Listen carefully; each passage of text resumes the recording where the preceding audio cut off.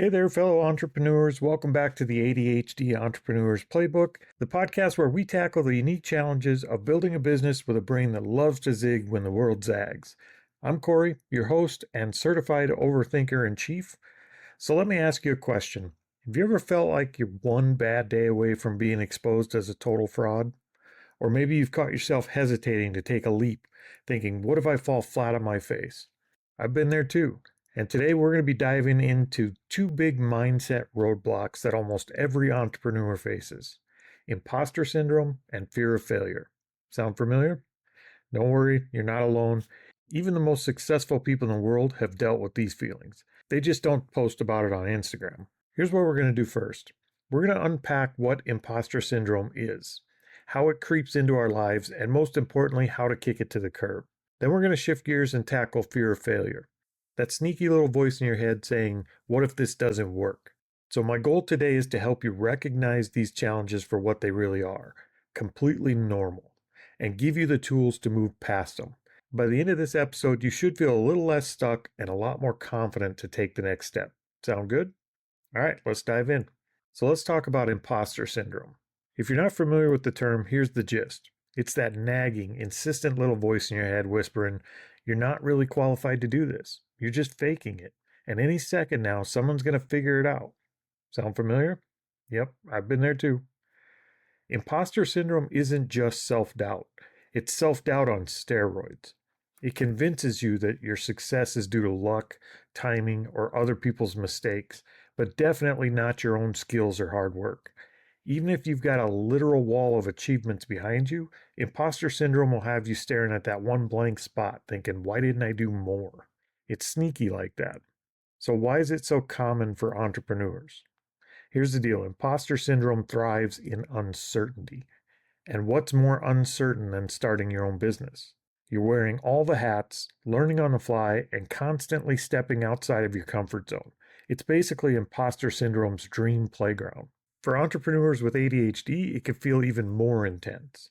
We're naturally drawn to bold ideas and big risks, but those same traits can make us second guess ourselves.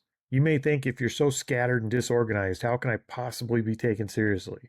Or, if I've already bounced between 5 business ideas this year, who's going to believe I could stick with this one? None of that means you're an imposter. It means you're human, and maybe even a little too hard on yourself. Imposter syndrome doesn't always look like full-on panic either.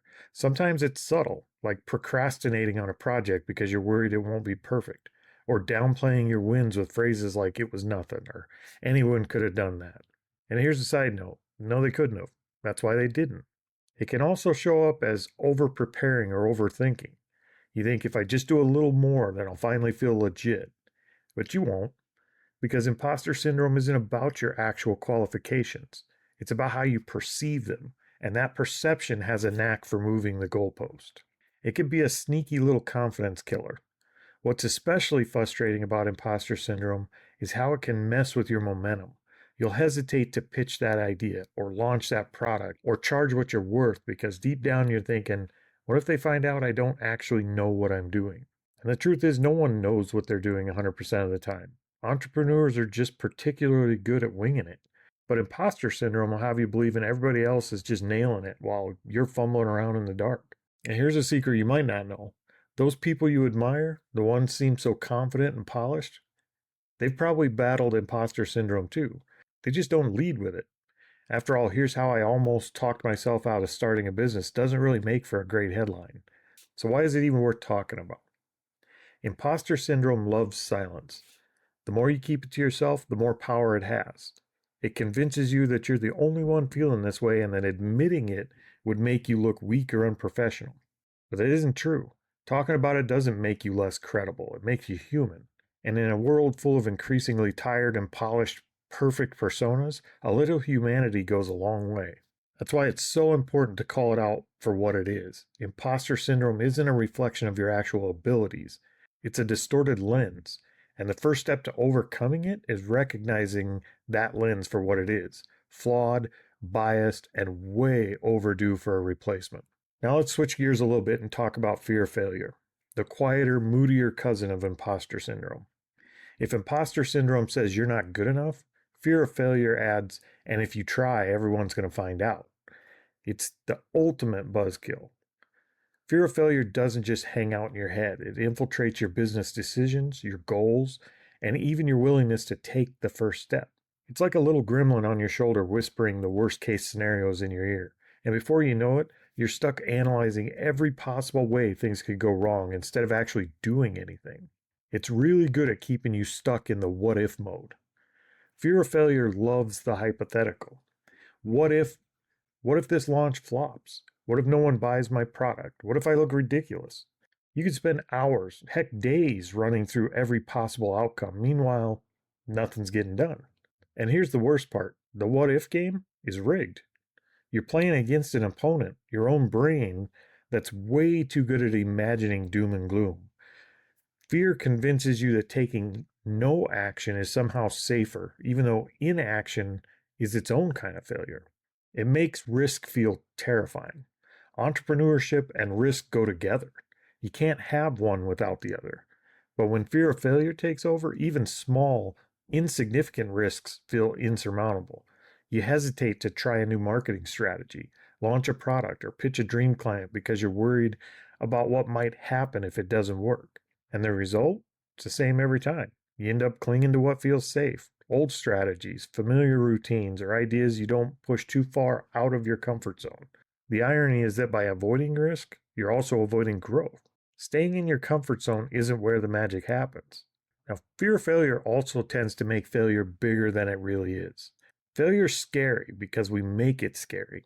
Fear of failure inflates the stakes, turning a simple mistake into the end of the world. Maybe your last email campaign got 0 clicks. Fear tells you clearly you're not cut out for this. Did a client say no to your pitch? Fear jumps in with you'll never land another one. When in reality, failure isn't final, it's feedback. But fear of failure doesn't want you to see it that way. Instead, it magnifies every misstep and convinces you that one bad outcome will define your entire journey. And it simply won't. And it also kills creativity. Fear of failure is an absolute creativity killer. When you're constantly worried about getting it wrong, it's hard to take risks. It's hard to think outside the box or try something new. You end up playing it safe, sticking to the ideas that feel proven instead of pursuing the bold, innovative ones that could actually set you apart. And here's the real kicker. Fear doesn't just stop you from starting, it stops you from finishing. How many times have you gotten halfway through a project, panicked that it wasn't good enough, and abandoned it entirely? I know I've been there several times. Fear of failure isn't just about avoiding risk. It's about avoiding anything that might not turn out perfect. Frankly, it's exhausting. Let's talk about the mental toll of fear of failure. It isn't just a passing thought. It's a full-time job.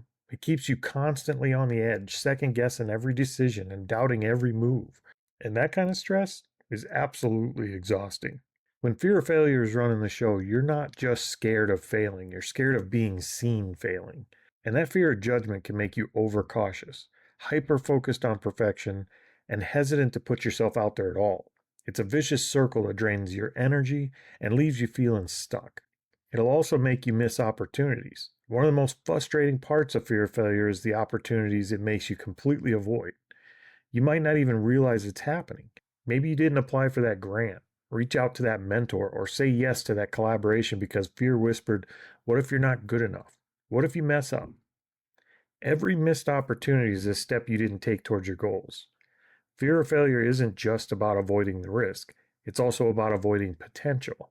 And the more you let it win, the more potential you leave on the table. Entrepreneurship is one big experiment. It's about trying new things, failing, and trying again. That's actually the job. But when fear of failure takes over, it makes the natural ups and downs of business feel personal. Suddenly, every failure isn't just a learning experience. It's proof that you're not good enough, you're not smart enough, or capable enough. Entrepreneurs also tend to tie their identity to their work. When your business feels like an extension of yourself, any failure can feel like a reflection on you as a person. But failure is part of the process. It doesn't define you, it refines you. So the bottom line is fear of failure doesn't just hold you back. It keeps you from ever getting started. It makes you second guess your ideas, shrink your goals, and play it safe when you were meant to aim bigger. And that's why it's important to remember that fear of failure only has the power you give it. So coming up in the next section, we'll dig into a few actionable strategies to take that power back and start moving forward with confidence, because failure isn't the end. It's just a step on the path. All right, so we talked about the problem. Now let's start back at the top. How do we handle imposter syndrome and fear of failure? By now, we covered these two heavyweights. They're the mental roadblocks that love to throw shade at your confidence and slam the brakes on your progress.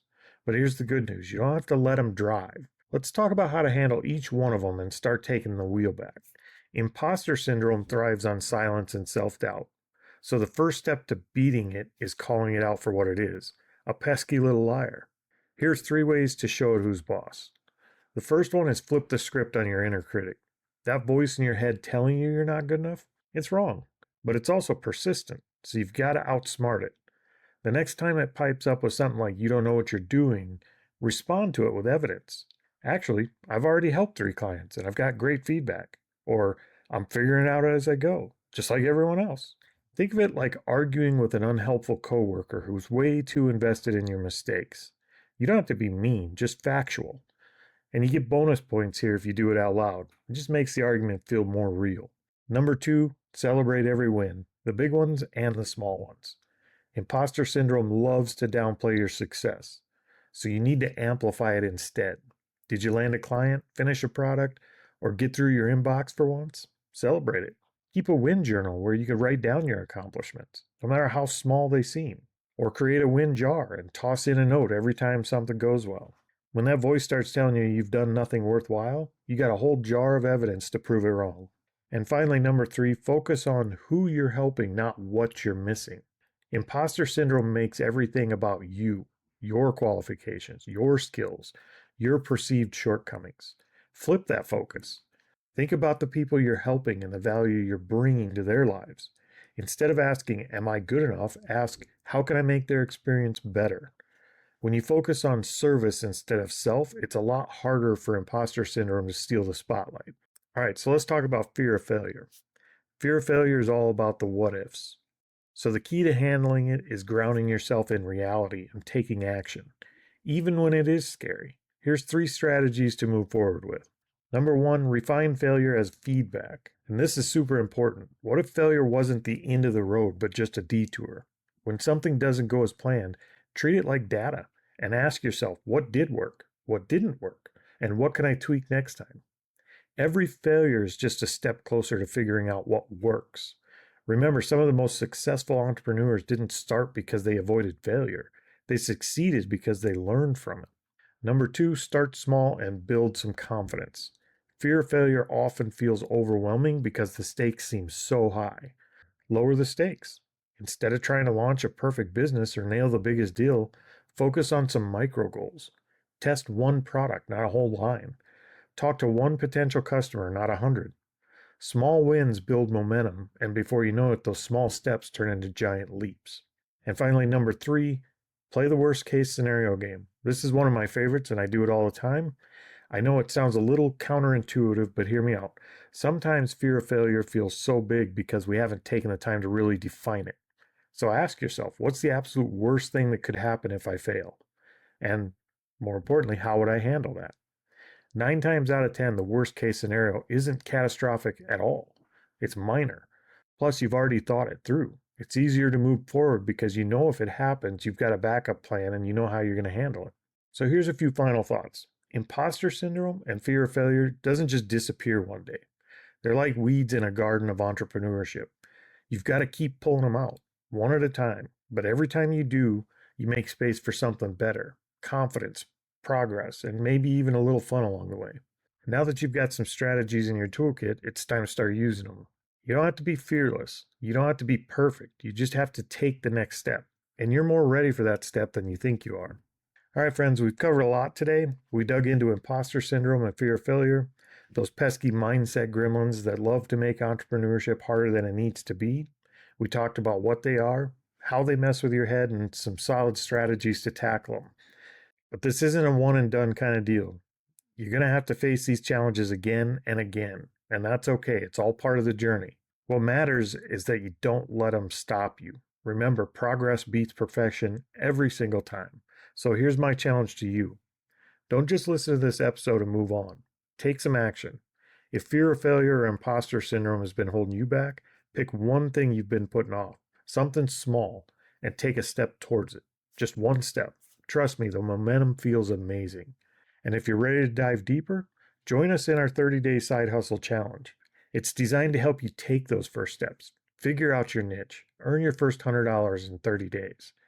You don't need to be an expert. You just need to start. So head over to Side Hustle Strong and sign up. It's free for the first 100 people, so don't wait too long. And finally, I want to hear back from you guys. What's one question you have about starting or growing your side hustle? Or maybe something you're struggling with when it comes to mindset? Drop your question on our website. I'm going to leave a link below for you. And who knows, your next question might just inspire a future episode. So remember, entrepreneurship isn't about having it all figured out. It's about showing up. It's about trying and learning as you go. And guess what? You've been doing that this whole episode. So thank you for spending your time with me today. If you enjoyed this episode, don't forget to subscribe and share it with someone who might need a little extra nudge to chase their dreams. I'll catch you next time. And until then, keep building, keep growing, and keep being your awesome, imperfect self.